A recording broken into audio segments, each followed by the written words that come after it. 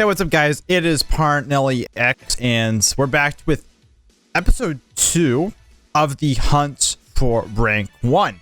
I started this series 2 weeks ago, starting with my placement matches, and it's actually been a while since that first video was posted. But that's just because of the fact that I've had a lot of work, had actually a very intense week of work, and I've just been trying to kind of cool down since then. I've been a little bit stressed out. But we're going to be back on track with trying to post more of these videos. I'm aiming for one video a week. That's what I'm hoping to give you guys. I won't be able to, show you guys all of my games along my path to rank 1 that I'm aiming for here. Just because of the fact that I'm trying to still play a lot of games and I don't have time to edit as much. But I am going to try to show you guys my most important games along my developments, throughout the climb. Like anytime that there's like a lesson to be learned, a really good game to show off where I made really good decisions or just played like outstanding, or a game where I had challenging decisions to make. That's what the point of the series is. I want to kind of show off those games and kind of keep tabs of those. Now this the games in this video, there's gonna be 3 games. This is game 1 of 3 right here. I'm aiming to but the reason why I'm showing these games right after my placement matches, these games are directly after my placement matches, literally games 11, 12, and 13, is because I was just kind of in the zone the first couple days of the season start. So because my decision making was fantastic here and I was just playing like completely top notch, I want to show you guys that so you guys can see me at my best, and also so that I can see myself at my best, because sometimes I actually like forget how to play well. Basically, sometimes when I'm on a losing streak, I can't remember what the hell I'm doing that's right. So having footage, gameplay where I can kind of break down what was going right, what decisions I was making, is I think will be really helpful for me along the way, and I think it'll also be helpful for you guys, obviously, because I can kind of explain things, explain my thought process. But anyways, we're in game 1 here. Like I said, this is game 11. We have well, as you can see, this game is in a bit of a tight situation. Well, we're actually kind of ahead in the situation. I'm pretty strong, but it's not super far ahead, especially as we lose this Herald here. Things get tough. Like I said, my decision making, I think what made me play so well in these beginning matches is my mindset change from the preseason. And my mindset changed from the last season as well. I used to have this mindset of this isn't actually always what my mindset was either. Like my mindset the last season or 2 was I want to carry games as much as possible. I can't trust my teammates with resources, or I can't trust my teammates to do things properly. So I'm going to go ahead and just make sure that I get ahead every game so that there's one consistent factor. But the problem here is that with this mindset is you're kind of making the game tough for your team, and you're forcing your teammates to make actually make really difficult decisions at times. You're forcing them to make actually skilled decisions, and that is not a very consistent way of playing. I think that actually the best my mindset shift here that I think is actually what I'm going to take moving forward is that I should be looking to make the game as easy as possible for my teammates. I should be, like I said, making all the hard decisions, and I should be making the game comfortable for my teammates, allowing kind of the game to play itself for them.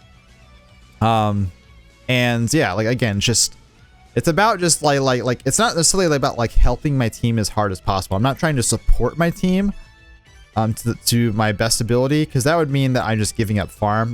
There's got to be a good balance still of farm and of carrying and supporting and just really just playing smart and properly. If you're playing too supportive if you have too supportive of a mindset, then what's going to happen is you're going to end up falling behind in farm. You're going to waste a lot of time, make a lot of pointless plays, and you're going to fall really far behind in the mid game and not really be the threat that you can be.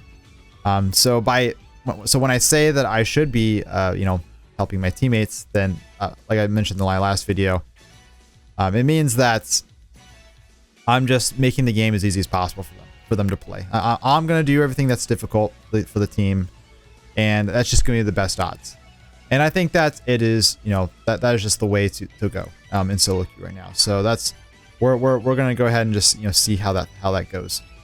But right here in this scenario, this game was in a very tough spot. We managed to get 2 nice picks, and I see that the enemy team is like still looking to like threaten a siege here. And because we're in a 5v3, I just take the opposite flank position from Kassadin, and we just get an absolutely sick flank here to completely swing the game 180.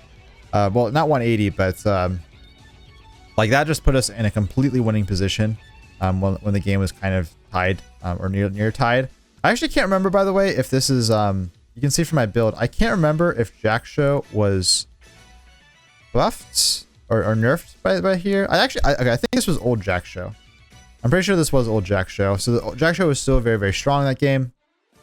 And that's gonna be like the builds that I'm going in this video. But just know for future reference, Jackshow has been nerfed, and I don't think it's really that great right now. So yeah, that's what I'm saying. But anyways, this right here is a good example. I think this entire game, or actually this entire video, is, like I said, I was playing very, very good. So you're gonna see a lot of examples of what I mean by making the game easy for my teammates. Part of what that means is making sure I'm always at the right place at the right time. I think that's actually the most important thing about jungle. And after doing a lot of laning this last season, I've really felt the value of that. If you are not at the right place at the right time, like nothing else really matters. So as a result, while I am trying to farm what I can when I don't see any action going on, if I see a fight opportunity that I think I can affect in a positive way, keynote positive way, I'm not joining every single fight possible, because that would mean that I'm just running in and inting, which if I'm tilted, I do sometimes. So try to avoid that. But if I'm like farming raptors or something, I'm midway through farming raptors. Maybe it'll take me like 4 more seconds to clear the rest of the raptors.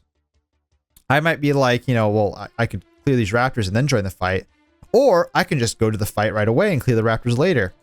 Because, and that's my mind. That's what I'm doing now. And this is a perfect example right here. I'm going all the way from top lane to bot lane.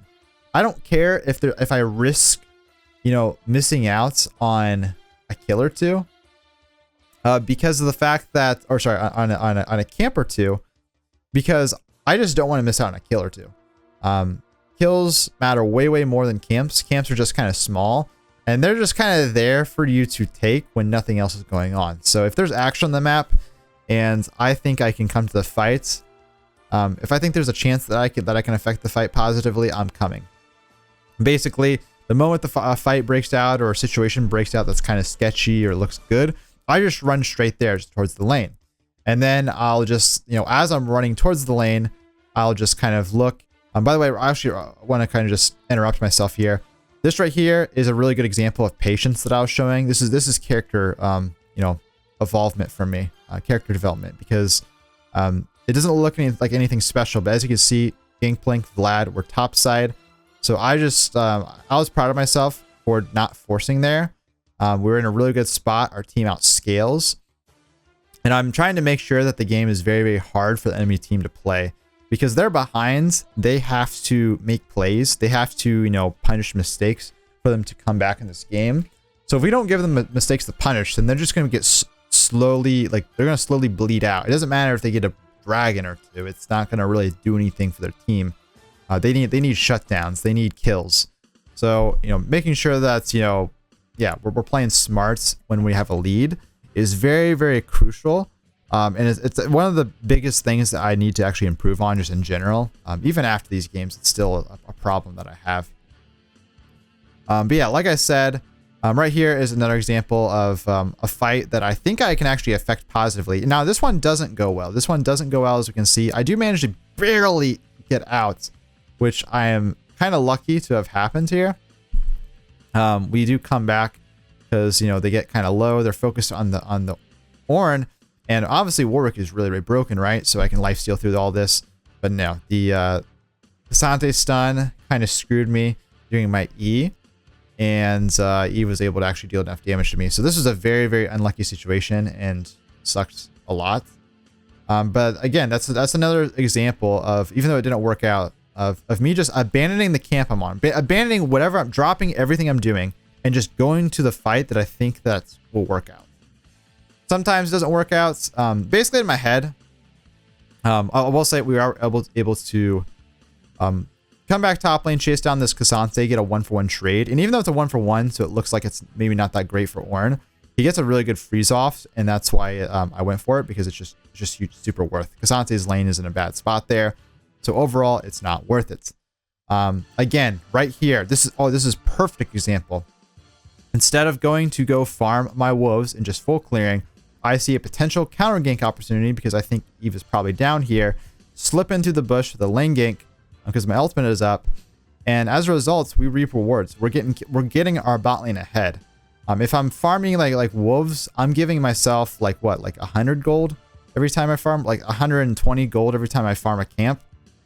But I was able to just give our bot lane like a total of 900 gold there, and just get a lane ahead, get myself ahead, and yeah, I don't really miss out on much. Now this actually was a very funny situation. Eve was trying to sneak up on the Xayah. I actually saw because of my W, but they saw because of the pink ward that she was trying to do some shenanigans, and they were prepared for it. I was prepared for it, so we were able to capitalize on that. And then coming mid here, this was, I don't know what Fizz was doing. Fizz obviously wasn't paying attention to his screen, but I don't know how I actually got away with getting that kill. My intentions there was to cancel his recall. And he just wasn't paying attention, so we got a free kill, but we'll take it. Right here though, right here, perfect example of what of the lesson of this video. I'm on dragon. I'm taking dragon, but I say screw the dragon. I'm midway through the dragon, so it feels like I should just finish it. No, screw the dragon. I see a kill opportunity, I'm gonna go there, and then I can take the dragon later because dragon's a lot easier to take when there's no enemies to contest. I say no enemies to contest. Eve kind of shows up, tries to get a steal off with her, and then ult away. I make sure that doesn't happen. I get a really good timed fear off so that she can't get that ult escape. And then we followed up again with another bot lane lane gank. These lane ganks are really broken, by the way. Really hard to ward against, really hard to prepare versus. And on Warwick, it's good if you have your ultimate up. If you don't have your ultimate up, obviously it's kind of trash, but I mean, what's the counterplay to that right there? Now I will say I do stay in turret range here accidentally, and int is, I think, a word for it. Actually, I don't know if there's a word that's really strong enough for how bad that death was. That was not good, and an example of helping my teammate or helping the enemies start forming a comeback if I do stuff like that. So I got to make sure that I'm playing a little bit smarter. That was an accident, to be fair, but I think the moment that I saw that I was in turret range, I should have just walked back. I was hoping that just Eve wasn't going to be there, but it was just risky. Right here, I start on this Rift Herald. I actually didn't plan on taking this Rift Herald because I expected a gank here happening from the Eve. That's why I was staring top lane. I was trying to see when a fight would break out. And the moment that so I'm just taking Rift Herald there as a secondary response. I'm like, you know what? If nothing goes down, I'll just take this Rift Herald. But the moment I see something happen, then I just run straight there. Afterwards, Fizz comes in, tries to backflip on me, throws out his ultimate, and it looks like such a free kill for the assassin. But Warwick's E, combined with his lifesteal, is a tad bit overpowered versus burst champions, and that's why I really like maxing E on Warwick second, is because of just how strong your E is in terms of damage reduction, especially versus these burst champions. Warwick's actually really good versus assassins and any burst champions. Warwick's really good versus burst. He's bad versus DPS, good versus burst. Not to say he's the worst versus ZPS. It also kind of depends on the DPS champion, but for the most parts, just because of Warwick's E ability, that's just kind of the way things are. And we're just kind of cleaning the house this game. So we get a couple kills bot lane, we get this dragon, and we're just kind of doing whatever we can to get ahead. But like I said, one of I guess one of the probably the key things to do here, that I definitely need to actually work on, is making sure. Is this a good example of that? I mean, I think that play right there was not the worst, but it's not about getting I don't really. my team is ahead and we have a clear path to victory, I don't need to worry about missing out on kill opportunities. I just have to make sure that we're not just not dying. I have to make sure that we're not throwing, we're not giving up bounties, and we're not giving the enemy team any chances. At the very least, it's going to bore them if they can't really get any kill opportunities for a while they're behind. But it's definitely like you just gotta like starve out your enemies. So that's kind of the mindset, and you can see in this game I do it a couple times where I just have some really reckless deaths. Even though I'm popping off really, really hard. We get a couple kills in this top lane play. I'm able to chase down this Ezreal with my W. And just kind of keep the snowball going. So this game is definitely kind of, you know, in a really, really good spot. My KP in these first like 20 games or so of my placement matches was insanely high. My average CS was like 5 CS per minute or something like that, somewhere around that area, 5 to 6. Because again, like I was just focused on getting kills. It's not necessarily that I'm like, again, it's not that I'm running around and just like, I'm not running around and just trying to like show up to lanes just for the sake of it. I'm making sure that I'm only showing up to a lane when I think that I can impact it. It doesn't always have to mean a kill, by the way. It could also mean that I'm counter ganking. I'm helping my laners, you know, be, you know, in terms of safety, making sure that they can push in the wave without getting ganked. Or, you know, even just harassing the lane opponent or just being really annoying, making it really hard for them to do what they want. Because you don't have to actually get a kill to have a successful gank. Like, if you can force the laner to recall, that's really annoying and can set them back really, really far behind. So it's just looking for ways to positively impact lanes. If I can positively impact the lane, I just go straight to it. Otherwise, I just go ahead and farm. And one of the keys to being able to be at the right place at the right time is making sure that you're looking at your laners or your lanes while you're clearing your camps, because especially on Warwick, there's not really much to do while you're clearing. But fast forward, we have this, you know, inhibitor siege. We're trying to look to end the game here. I go for a very forced engage here with my ultimate, the Warwick special. That's exactly what I was talking about just like a minute or two ago, about not throwing, not over forcing. We don't need to end on this push, so this is just like this just puts us at a really high risk of just hard throwing the game. I didn't accomplish too much with what I was doing, and like that's the only way that we can actually throw this entire game. Luckily, my teammates are kind of smurfing. They're a little bit too fed, and they played out the fight pretty well. Doesn't mean that I played it well. I was not setting that up by any means, so I do need to be more careful going forward in future games. But that's going to be it for this video. This is, I think this ends up leading us in Diamond 2 is where we end in this video. Episode 3, we'll try to get each episode out like every weekend or something like that. But let me know what you guys think of this series. Let me know what you guys think of the video in general. Any thoughts, any complaints, any praises, let me know. And I'll go ahead and read the comments. So peace out. Thanks for watching. Have a good one.